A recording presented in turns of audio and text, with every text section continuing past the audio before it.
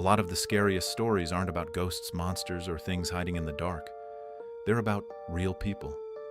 The kind you could pass at a gas station, sit next to in traffic, or hold the door open for at a grocery store. This story was sent to me by a guy named Aaron, and out of all the stories I've read that involve road trips, strangers, and isolated places, this is one of the few that genuinely stayed with me, probably because nothing about it sounds impossible. In fact, every part of it feels like something that could happen to almost anyone who makes one wrong decision at the wrong time. Back in October of 2021, Aaron was 26 and living in Phoenix, Arizona. He worked remote for a small insurance company, and because his schedule was flexible, he decided to drive out to Southern California for a long weekend. His plan was simple: leave Phoenix Friday afternoon, spend 2 nights with a friend in San Diego, then drive back Sunday evening. He'd made that drive before. Interstate 8, straight through Yuma, across the desert, into California. Easy. The only reason the trip went wrong was because of a detour. Aaron left Phoenix later than expected, closer to 6 p.m. instead of 3. It was already getting dark by the time he passed Gila Bend, and by the time he crossed into California, traffic had slowed from some kind of accident near El Centro. His GPS rerouted him off Interstate 8 and onto a series of smaller roads to save about 25 minutes. That's where the bad feeling started.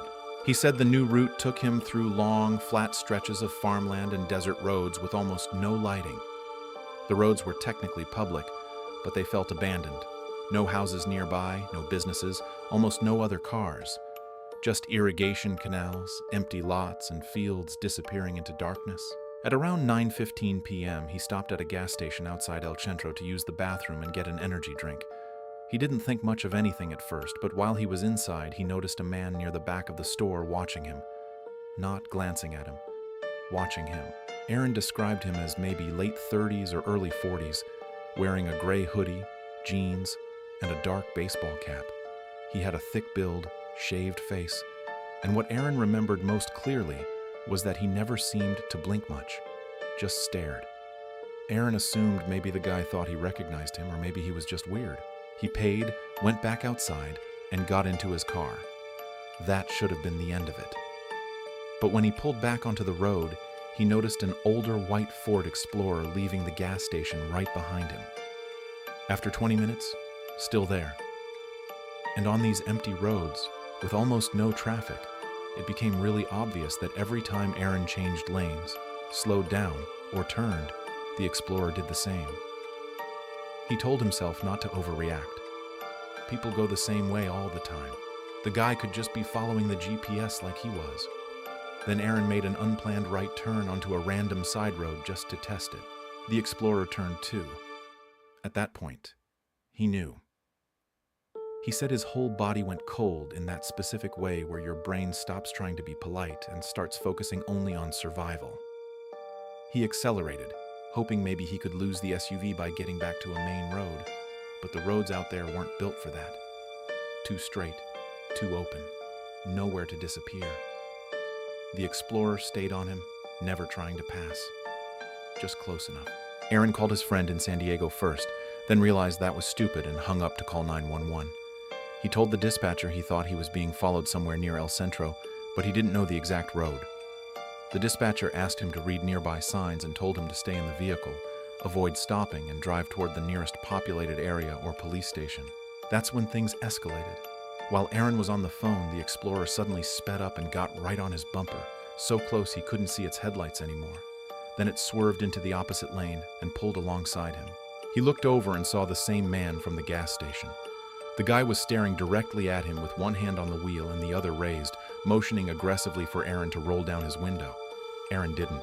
He looked straight ahead and kept driving. Then the Explorer dropped back behind him again. A few seconds later, Aaron heard the first impact. At first he thought something had flown off the road and hit his car, but then another hit came, louder, sharper, against the rear side of the vehicle. The dispatcher heard it too. The man was throwing something at his car. Aaron never found out exactly what it was, maybe a wrench, maybe a tire iron, maybe some other heavy object, but whatever it was, the second hit cracked the rear passenger side window. That's when Aaron started panicking for real. The dispatcher told him a deputy was being sent to a major intersection ahead near Highway 111, and told him not to stop for any reason before then. Aaron drove faster than he ever had in his life. The road was dark, narrow, and lined in places by drainage ditches. He said he knew one mistake would put him in a canal or a field. The explorer kept up. Then he saw flashing headlights up ahead, not police lights, just bright beams at an angle across the road. For half a second, Aaron thought maybe it was the deputy. It wasn't. A pickup truck was parked partly across the road near an access gate to a field, and standing beside it was another man. Aaron said the second he saw that, everything clicked into place. This wasn't one unstable guy in an SUV. This was coordinated. The man following him was driving him toward people waiting ahead. The road wasn't fully blocked, but it was narrowed enough that he'd have to slow down to squeeze through. And with the explorer right behind him, slowing down even a little felt like a trap. So he did the only thing he could think of. He slammed on the brakes hard enough to make the explorer jerk sideways, then cut the wheel and made a U-turn across the empty road and dirt shoulder. He said he doesn't know how he didn't roll the car.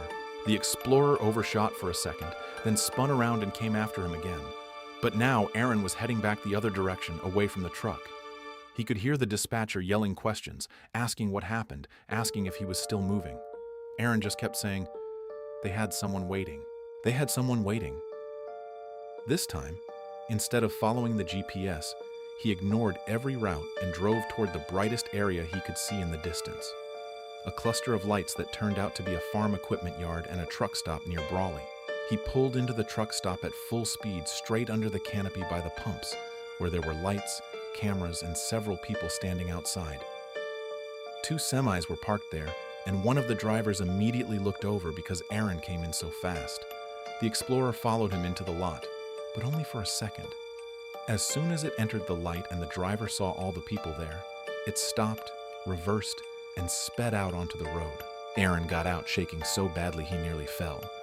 The truck driver who came over at first thought Aaron was drunk or having a medical issue until he saw the cracked window and heard the 911 dispatcher still on speaker. Deputies arrived around 10 minutes later. Aaron gave them everything he could.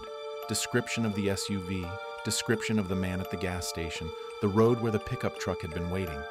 Deputies searched the area, but according to the follow-up Aaron got later, they never found either vehicle. That alone is disturbing enough. But the part that bothered him most came afterward. A deputy asked him to describe the gas station stop in detail, including how long he'd been inside, whether anyone could have seen him alone, whether his car had luggage visible, things like that. Aaron mentioned he had a backpack, a duffel bag, and his laptop on the back seat.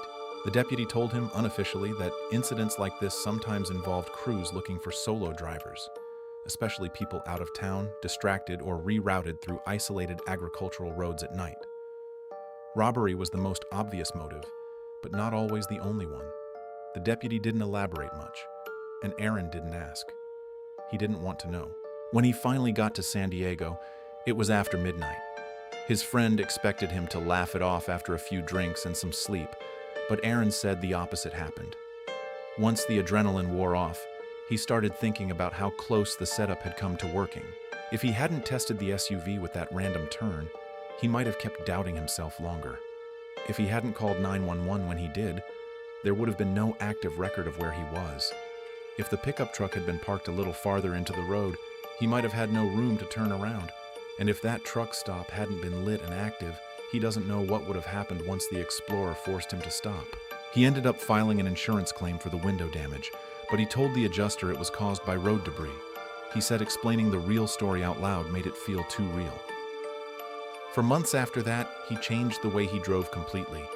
No more late-night solo trips through remote roads. No more stopping at nearly empty gas stations unless absolutely necessary.